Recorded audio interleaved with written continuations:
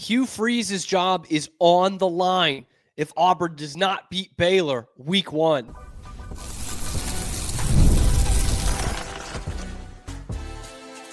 You are Locked On Baylor, your daily podcast on the Baylor Bears. Part of the Locked On Podcast Network, your team every day.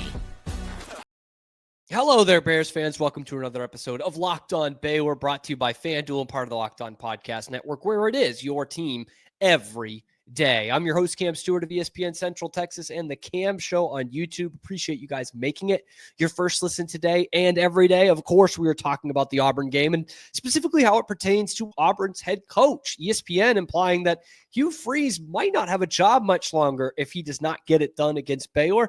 And we're taking a look at the two things, or the things that these two teams have, and that is watchability. Are these two of the most exciting football teams in the country squaring off on Friday night? Plus, did the Big 12 take a bit of a hit in week 0 when it was supposed to be their weekend? All that and more coming up on this episode of Locked On Baylor. We start where we start. I know a lot of us were watching ESPN this past weekend to get in the spirit of college football being back, week 0.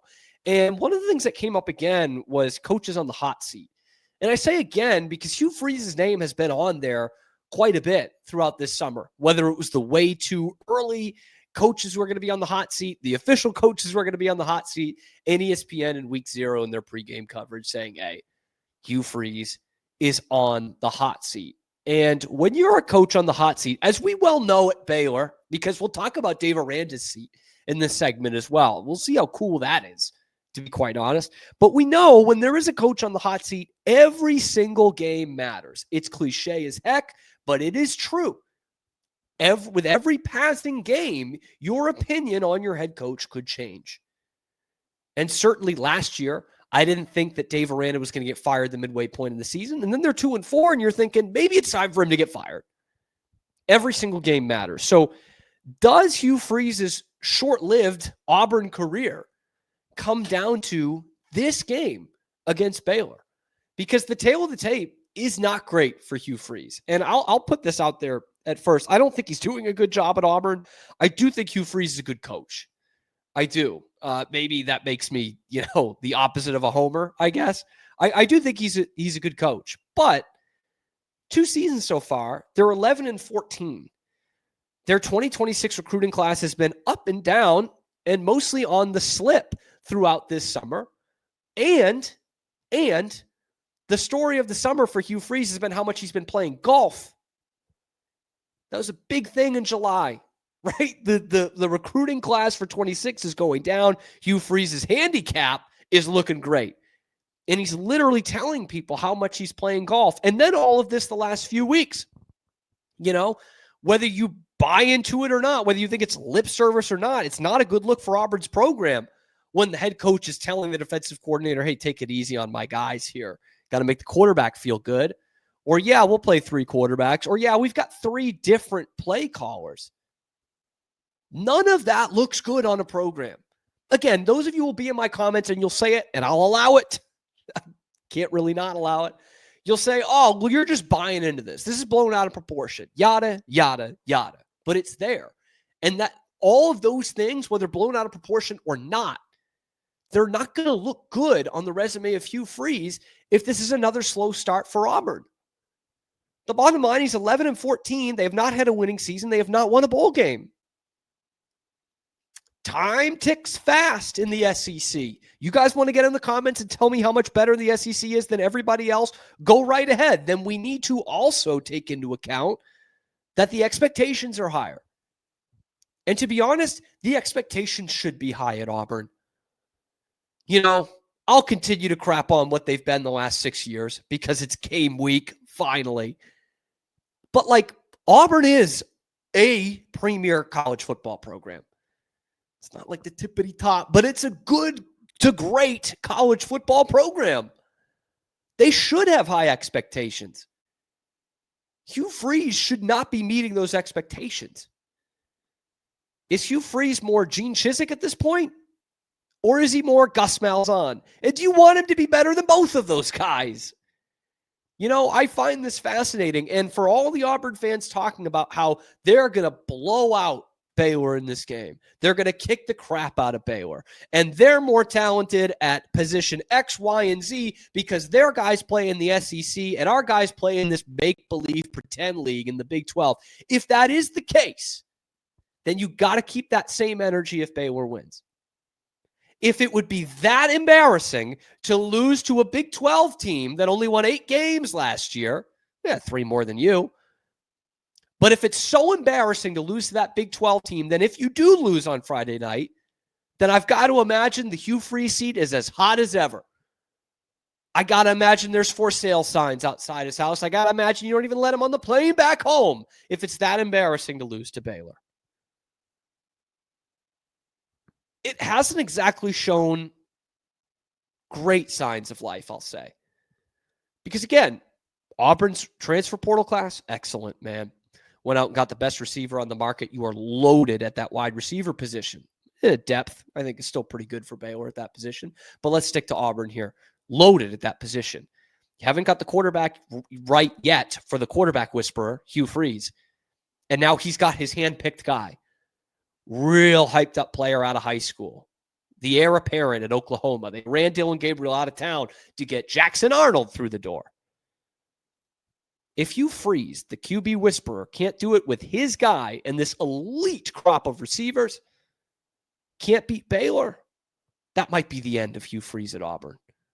It's tough to do it one game into the season, but if it's 5 or 6 or 7 or 8 games into the season, you'll be looking back on it saying, that Baylor loss, that was it. Lord knows we can't lose to a Big 12 team. So I'm interested to hear what you guys have to say. Is Hugh Freeze really on the hot seat? Let me know in the comment section below. Maybe just how hot is the seat? Seems pretty apparent he's on the hot seat. But are you done with Hugh Freeze if he loses to scrubby little Baylor? Let me know in the comments. Like and subscribe if you think Hugh Freeze is on the hot seat. I do want to take a minute before ending the segment, though, to think of Dave Aranda's hot seat. Because I know there are going to be some Auburn fans who are done with all those other comments I've talked about. They're going to say, well, what about your coach? Your coach hasn't exactly had a glittering run at Baylor. Outside of the conference championship and the New Year's Six Bowl win and the 12-win season that Hugh Freeze does not have at Auburn, it's not been a great, outside of that, it's not been a great tenure for Dave Aranda at Baylor. And 2 seasons ago, a certain Locked On Baylor host, that's not Drake Dole, was calling for Dave Aranda to be fired. And there's still some Baylor fans out there that aren't convinced that he's still the guy. I'll tell you what, though, if he beats Auburn, if he beats SMU and they're 2-0, they might think about an extension for Dave Aranda. I do think this is still kind of a make or break season. When you were that bad in 2020, 22, and 23, it's going to take more than a 6-game winning streak to really feel like this is the guy for our future. Not that he's not the guy right now. That's what that does. But if he ends up going 7-5 with this team, then yeah, that seat's pretty hot again. It's really hot. So Dave Aranda might also still be on that seat, and it might start if they lose to Auburn. If that's a domino effect and they're 7-5, then yeah, they're probably looking in another direction. But right now, there's one coach in this game that's really on the hot seat, and it's not Dave Aranda.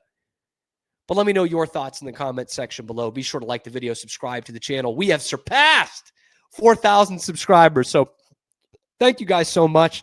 Let's get it to 5,000, shall we? Let's do it. Coming up next on Locked On Baylor, we're going to talk about how these two teams that are facing off Friday night, the 29th of August, are 2 of the best and most exciting in all of college football, whether there's a number next to their name or not. Let's talk about it next on Locked On Baylor.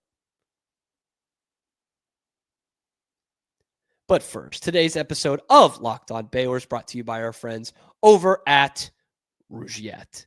All right, you guys have probably heard of Viagra or Cialis. Maybe you've even tried them. But if you're looking for something beyond the usual pill, it's time to meet Rougiette Ready, which both these teams will be Rougiette Ready come Friday night. It is a next-gen prescription treatment designed to amplify arousal in the brain and boost your blood flow. Unlike the usual pills that can take hours, Rougiette's 3-in-1 formula dissolves under your tongue and kicks in fast, on average in 15 minutes. Effects can last up to 36 hours, so you can stay confident and in control when the moment is right. If traditional options haven't worked, Rougiette might be the answer. Over 150,000 men have already made the switch. So head to rougiette.com/lockedoncollege and use the code lockedoncollege to get 15% off today. That's RUGIET.com/lockedoncollege. Use the promo code LOCKEDON for 15% off. Individual results may vary with prescription treatment. Compounded drugs are permitted to be prescribed under federal law, but are not FDA approved and do not undergo FDA safety, effectiveness, or manufacturing review. Please visit Rougiette website for full safety information. It is finally game week. Baylor, Auburn, Friday, August 29th. Fox, we will all be watching along. We'll have a live post game, of course. And I think the question is still on everyone's minds, as it is for a lot of college football teams going into the season. When we look at Auburn and Baylor, neither of them are ranked. I thought both had a legit shout to be ranked in the top 25 to start the season. So the question is, are these teams good? I think Baylor's good. Auburn definitely has a chance to be good. They got the talent to be good. But maybe the most important question when we're looking at what we're going to watch this week as a college football fan isn't even, are these teams good? Are these teams entertaining? Okay. And how about this? Do watchability list for teams in college football. There is Baylor. There is Auburn. 2 in the top 15. Baylor coming in at 7. Auburn coming in at 12. It's a decent Big 12 flavor here. Obviously, some more SEC, right? Because it's the SEC. It just means more. But you've got, 4 in the top 15 from the Big 12. Baylor, TCU, Iowa State, Kansas State. Although I will mention this did come out before Farmageddon, which ended up being an exciting game. But for those of us who watched it, we'll talk more about that in the next segment. We know that it wasn't necessarily that for most of the game. It wasn't exactly the best advert for Big 12 football for most of that game. But we'll get to that a little bit later on. I'm intrigued by this list because when I think about what is a team that's very watchable, it usually is a team that is excellent offensively. Like, that's what you like to watch. That's what's fun. You've got a good quarterback. You've got good receivers. You chuck the ball down the field. You score 50 points a game. That's fun. That's what's fun to watch. Baylor and Oregon used to be at the top of these lists every year in the mid-2010s because they put up a ton of points. That was fun. This, it's kind of interesting because I don't see a lot of that flavor, right? Like Florida, there's a bad defense for sure. They've still got a lot of question marks. I love DJ Lagway. Wish he committed to the Baylor Bears. But I don't know about that team. Alabama, I sure as heck don't know about that team. Georgia, Gunnar Stockton, really going to be moving the football that much. UT, excellent defense again. We still don't know a lot about Arch. And then there's Auburn at 12. And this isn't even a jab at what Auburn is, but are they going to be super exciting? They haven't been exciting the last couple of years. The most exciting thing about them last year was that they didn't get blown out. They hung tough in some games. But I don't know how exciting that is. I don't see Jackson Arnold. I see a guy in Jackson Arnold who I think should have a bounce back year, should be better than he was at Oklahoma. But am I going to sit here and say that's exciting? It might be exciting for Auburn fans week to week to find out who the quarterback is going to be. Because if it's not Jackson Arnold, there's going to be a lot of cries for Deuce Knight. First off, the fans love Deuce Knight. And certainly some for Daniels, the Stanford transfer. If it's a thing where Jackson Arnold's holding on to the ball too long, they'll be talking about the great athletes they've got behind him. So that might be exciting. But I look at Auburn, that's a team that should be winning games on defense. And that's exciting to some football fans. But when I look at a watchability list, K Ford, I don't know. I don't know if that should have them at the top. Again, if Auburn's going to be a bowl team this year, and if they're going to beat Baylor, they're probably going to do it with their defense. And maybe running the ball, even though they got some elite receivers. I think that's probably a good way for them to go. And that's fine. The wins count just the same before you come after me. The wins count just the same. but there's a watchability that I'm like, really? I don't know. Because I don't know do you even want to be at the top of this list? You want to win football games. I don't know if you want to be at the top of the watchability list. But Iowa State, watchability? I don't know, man. I don't know. Like, look, Matt Campbell's teams win ugly. They win in, I don't know, a methodical way, so to speak. Their best quarterback they've ever had is a guy who's had success in the NFL, but everyone thinks it's because he's a system guy, Brock Purdy. Rocco Beck's a nice quarterback. He's a good quarterback. But I don't see that team and I say, exciting. Oklahoma, they certainly weren't exciting last year. And they got rid of their quarterback, and he moves up to the team ahead of them in the watchability rankings. I just don't get it. Would you, let's put it this way. Would you have had Oklahoma in the top watchability, top 20 at any point in the year last year after week 1? I wouldn't. That quarterback goes to Auburn, and all of a sudden, they're ahead of Oklahoma in watchability. Oklahoma goes out and gets John Mateer, who I think is probably a better quarterback. But Auburn's more watchable. I don't know. But how does that relate to Friday night? Because I hope, for the sake of both these programs and for this game Friday night, I hope these K-Ford rankings are right. I hope those are 2 of the top 15 most watchable teams in the country. Because Ohio State's sitting down there at 20. Texas is sitting there at 10. I think a lot of people are going to be watching that game on Saturday. Maybe I'm wrong. But I'm led to believe a lot of people are going to watch number 1 versus number 3. It's going to be quite watchable. And neither of those teams are in the top 9. Baylor is. Might be the only top 10 they get all season. Watchability. And Auburn's there too. So is this sneaky the best matchup in college football this week? If these teams are so watchable and so fun? I think it'll be really interesting. Because going back to what I talked about earlier in the show, Hugh Freeze is on the hot seat.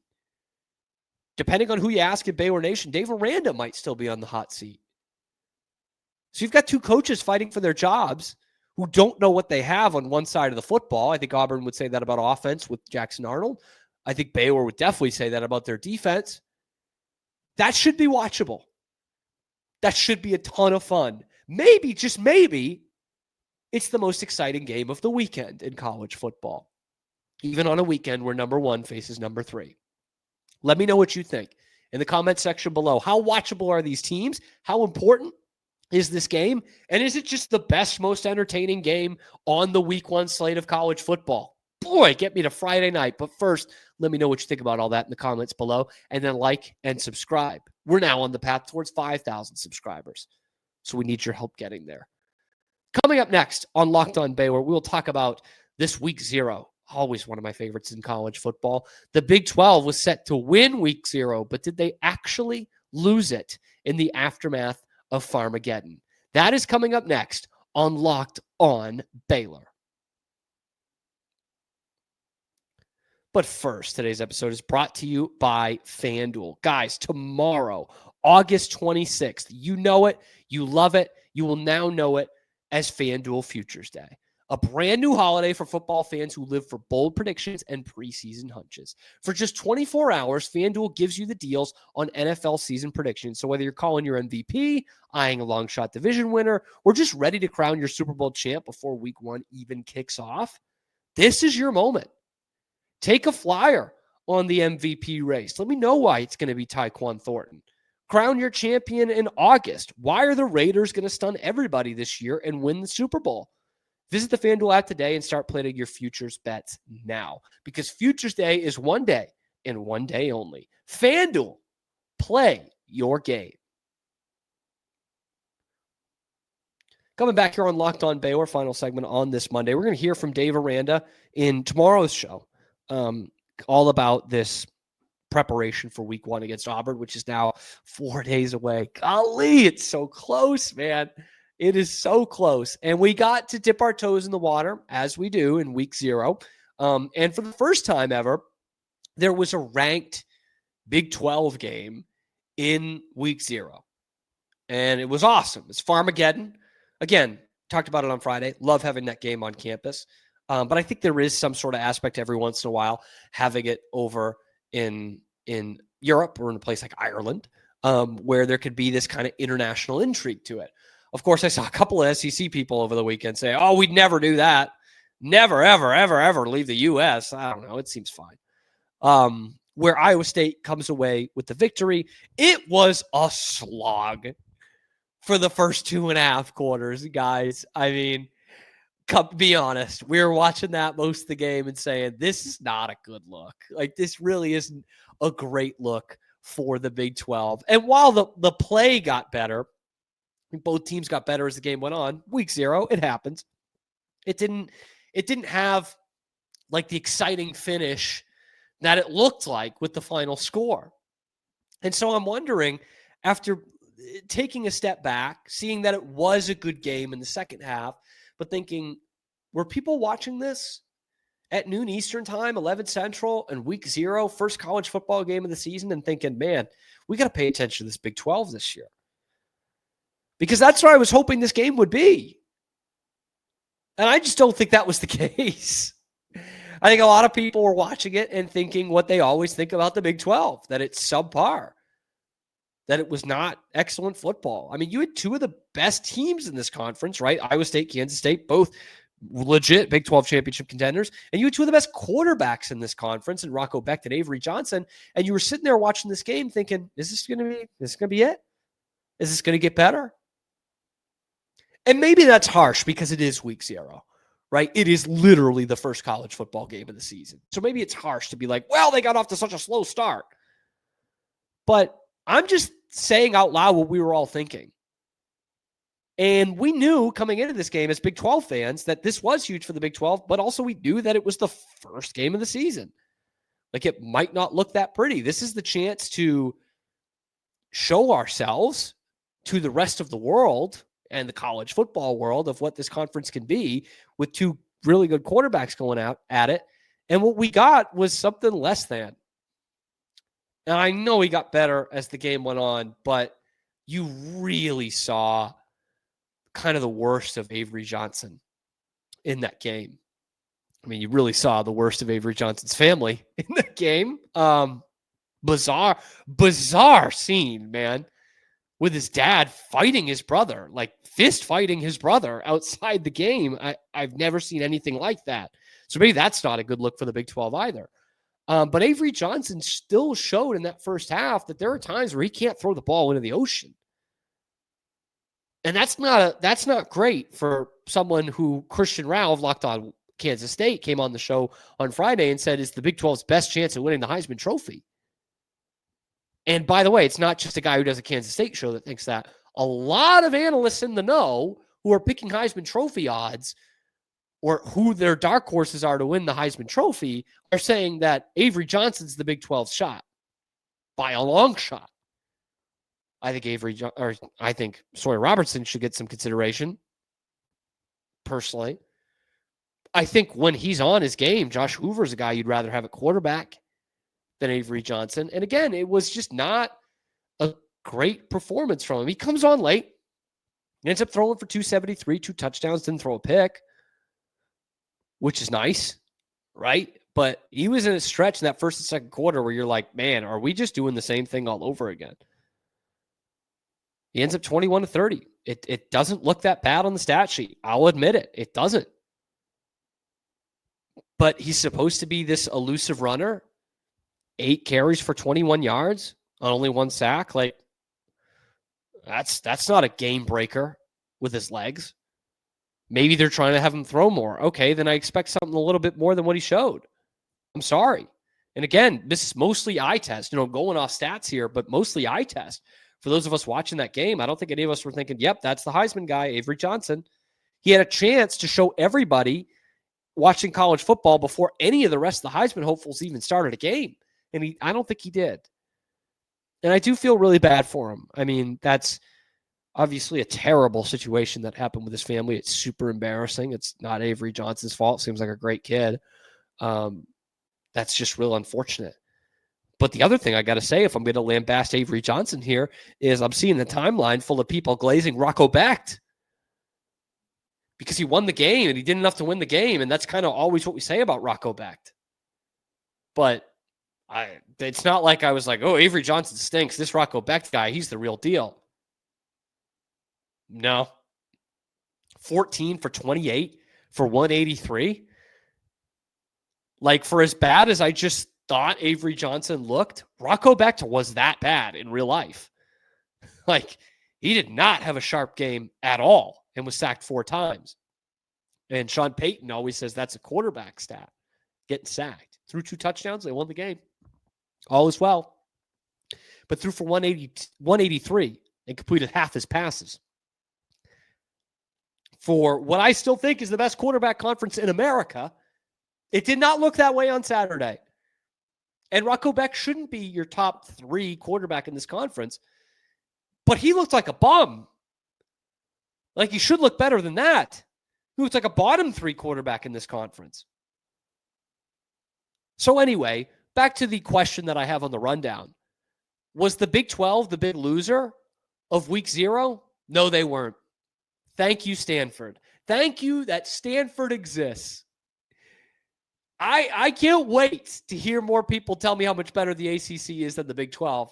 In fact, we'll have to revisit that discussion with Grayson Singleton from Locked On SMU about how much better the ACC is than the Big 12.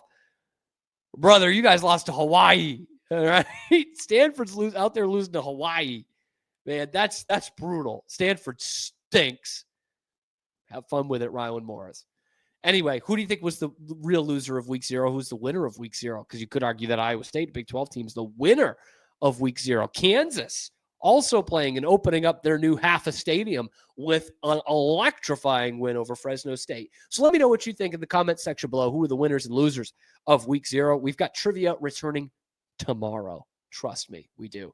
But let me know what you think about this Baylor Auburn game and how important this is for the conference after what was kind of weak sauce for Farmageddon in Dublin. Let me know in the comment section below. Be sure to like the video, subscribe to the channel. It's completely free. We're the only one that's bringing you free Baylor athletics content, exclusively Baylor athletics content, 5 days a week. That's not coming from the university. So we're proud of that. Thank you for making it your first listen today and every day. And we will see you tomorrow on another episode of your favorite show, Locked On Baylor.